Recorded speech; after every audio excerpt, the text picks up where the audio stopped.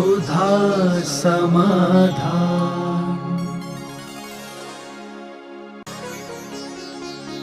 नमोस्तु गुरुदेव।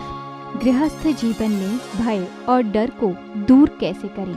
कोई उपाय नहीं। गृहस्थी में यदि भय नहीं है तो गृहस्थी चला ही नहीं सकता, क्योंकि गृहस्थी में यदि भय मुक्त हो जाएगा तो फिर किसी को मुनि बनने की जरूरत नहीं पड़ेगी, गृहस्थ से ही सीधा मोक्ष हो जाएगा। आज प्रातःकाल मैंने यही लिया था कि पूज्यवर कुंद कुंज स्वामी ने सबसे बड़ी बात रखी, सत्य भय विप्प मुक्का। 7 भयों से मुक्त हुए बिना वीतराग सम्यक दर्शन नहीं, और वीतराग सम्यक दर्शन के बिना मोक्ष नहीं, और गृहस्थी कभी भय से रहित नहीं हो सकता। ऐसा क्योंकि आप लोगों की व्यवस्था ही ऐसी। बस श्रद्धा के अंदर आप अपने परिणामों को बना के रखें कि एक दिन मुझे भय मुक्त होना है। नमोस्तु गुरुदेव। दुखी जगत को छोड़ मैं कैसे मोक्ष जाऊं? इस पंक्ति का क्या अर्थ है? दुखी जगत को छोड़ के मोक्ष को जाओ, सीधा उन्होंने कह दिया इस जगत में सुख है ही नहीं। उसी के लिए प्राचीन पंडितों ने कहा था ना, या संसार विषय सुख होता, तीर्थंकर क्यों त्यागे, काहे को शिव साधन करते, संयम सो अनुरागे। तो यही कहा कि सुख चाहिए है तो मोक्ष जाओ, इस संसार में सुख है ही नहीं, ये कथन का अभिप्राय है। नमोस्तु गुरुदेव।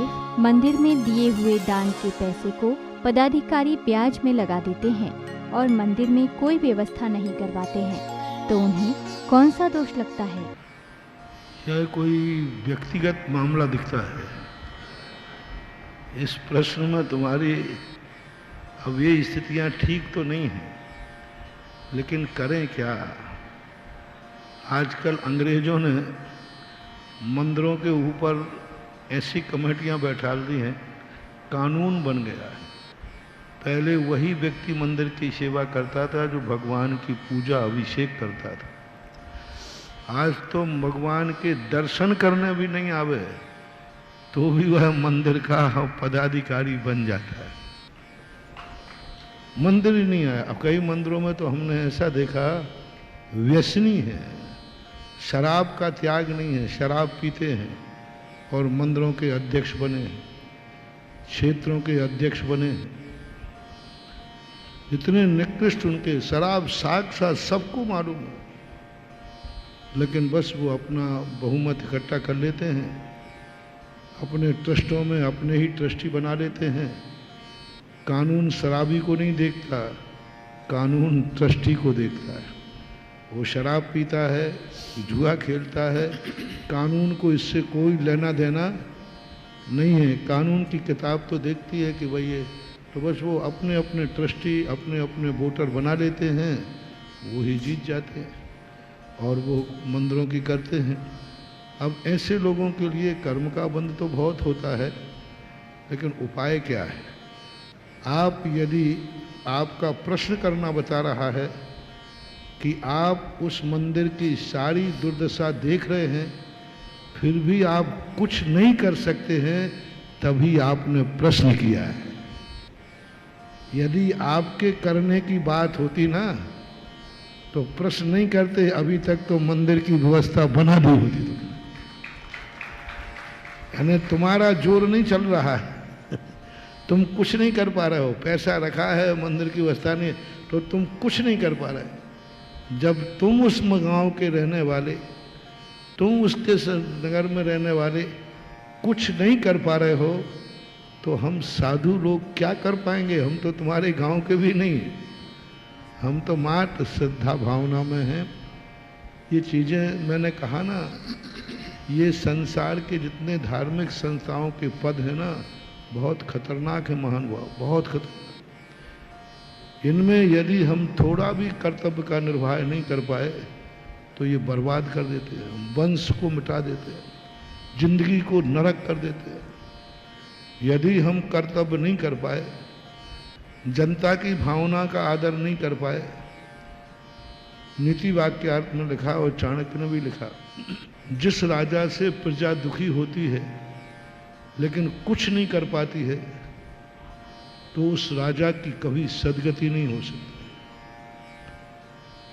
एक अयोध्या प्रसाद गोयली ने एक छोटी सी पुस्तक लिखी है, जिन खोजा तिन पाहिया गहरे पानी पैठ, उसमें एक कहानी लिखी।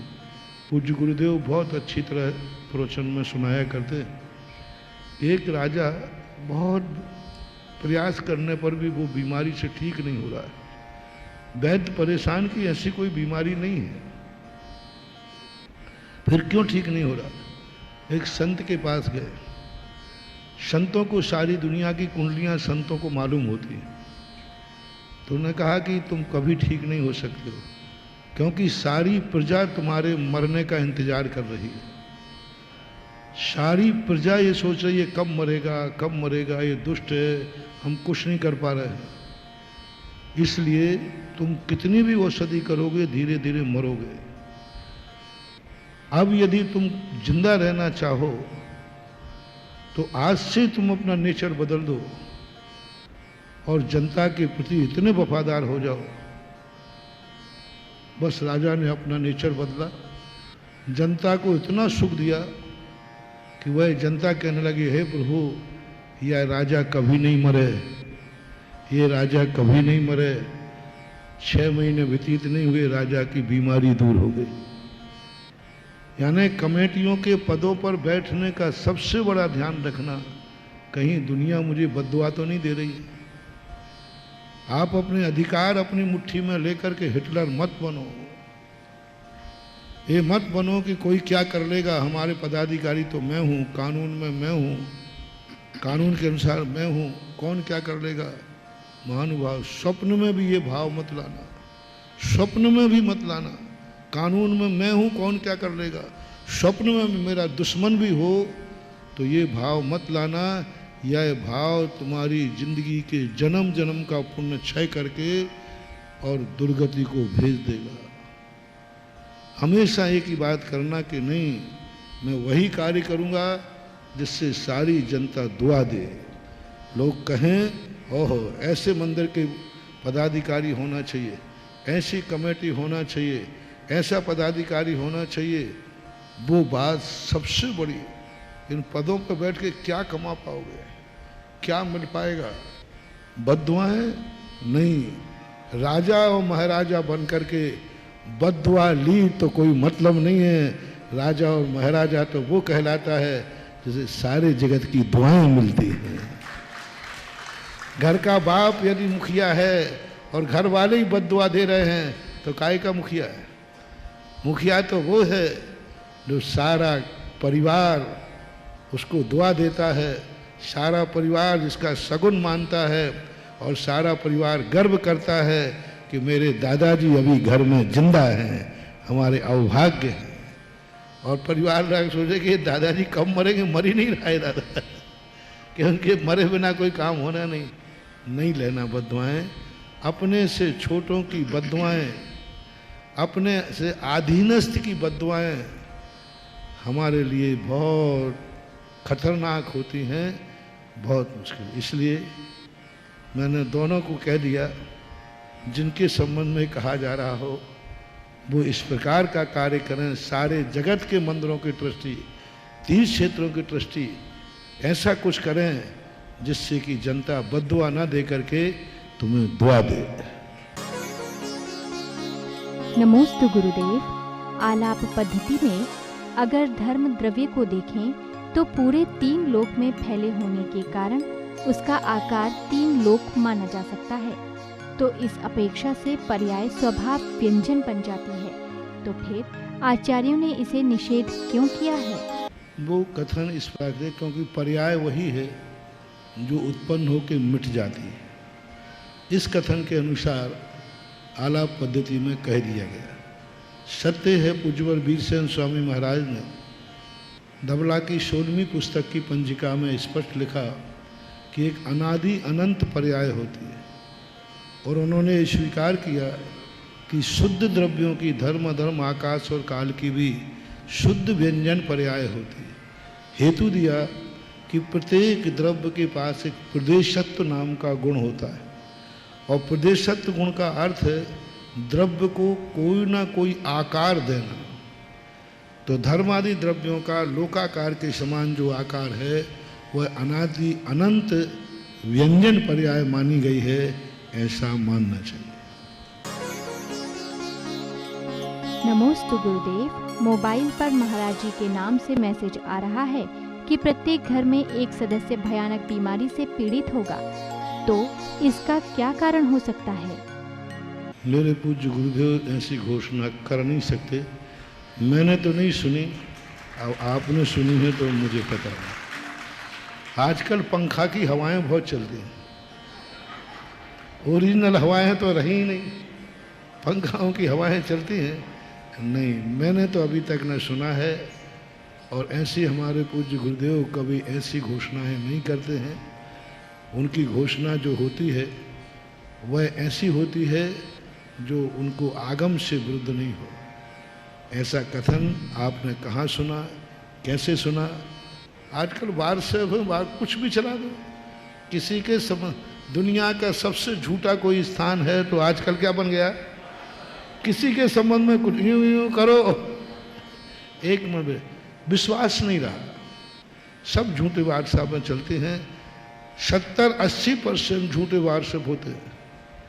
मेरा तो जगत से कहना है, व्हाट्सएप में निकली हुई बात को कभी भी ध्यान नहीं देना, गौर नहीं करना। आज 80% व्हाट्सएप में कसाय से वशीभूत निकलती हैं। तुमसे हमारी नहीं बनती है, चलो हमने व्हाट्सएप निकाल दो इसकी।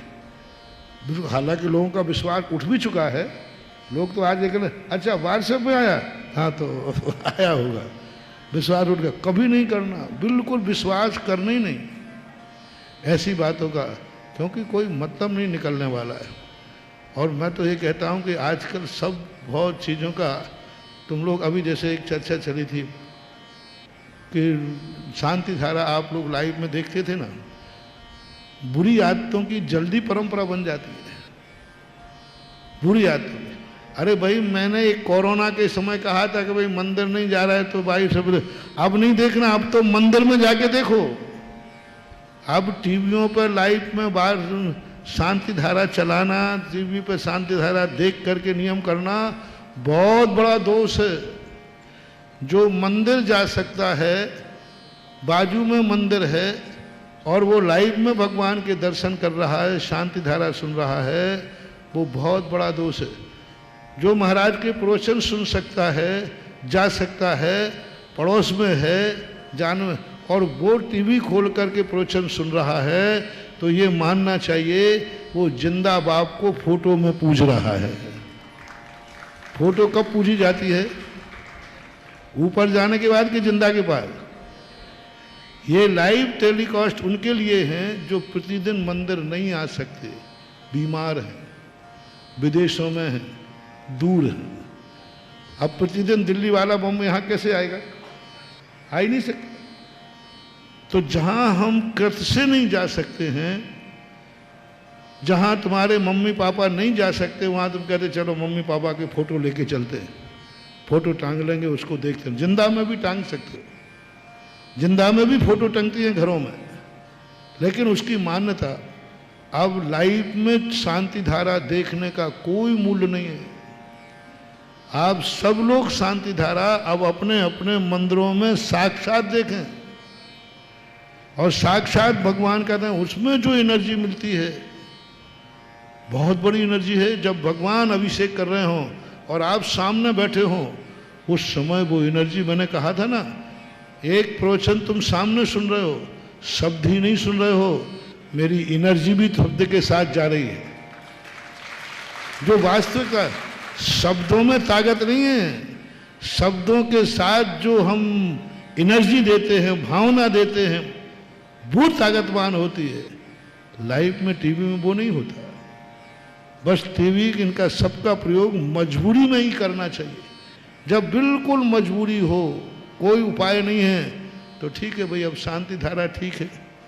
बाकी अब कोई भी, सब लोगों से मेरा कहना है, अब सब लोग अपने अपने मंदिरों में जाकर शांति धारा देखो और उसी को देखकर करो।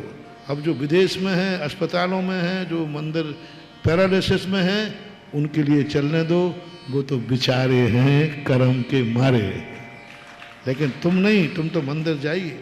इसी प्रकार ऐसी बातों को सुनकर के कभी विश्वास नहीं करना। अपने पूज्य गुरुदेव पृथ्वी पर हैं और कभी तो महानुभाव, ये तो सोचा करो। किसी भी साधु के संबंध में कोई भी बात व्हाट्सएप में आती है तो सुनने के पहले थोड़ा छाती पे हाथ रख के बोलो, तुम्हारी आत्मा क्या बोल रही है, तुम्हारा साधु कैसा है। किसी से मत पूछो, सबसे दुनिया में सत्य का निर्णय करने वाली है तो आत्मा। अंदर छाती फूलो के कहो, मेरा साधु ऐसा कह नहीं सकता, ऐसा कर नहीं सकता, ये मेरा दावा है। किसी से मत पूछो, किसी से जानकारी मत लो, सबसे आत्मा बोलती है। हृदय से बोलो ना, तुम्हारी दृष्टि क्या है। अब किसी ने कहा तुम्हारे महाराज ऐसा करे, अच्छा भैया हो सकता है मैंने गलत नंबर डायल कर लिया, आप सही कह रहे हो। तो आपकी जिंदगी भर के आप अभी तक क्या थे, बुद्धू थे। आप अभी तक बुद्धू थे जो उसने एक दिन की बात, एक चर्चा किसी ने सुना दी, आपका मन पलट गया, आपने कहा हाँ भाई हो सकता है, संभावना है। तो इतने दिनों से आप क्या कर रहे थे, यानी आपका निर्णय गलत था। उस समय अंदर से आवाज होना चाहिए, नहीं आकाश के तारे जमीन पे आ सकते हैं, लेकिन जिस गुरु को मैंने गुरु कहा है वो गुरु कभी ना ऐसा कर सकता है ना बोल सकता है। तो अंदर की आवाज आना चाहिए। जैसे आज मैं बोल रहा हूं, मेरा गुरु ना ऐसा बोला है, ना बोल रहा है, ना बोलेगा, ये दावा मैं अपने हृदय से कर रहा हूं, मैंने महाराज से नहीं पूछा। ये मुझे विश्वास है।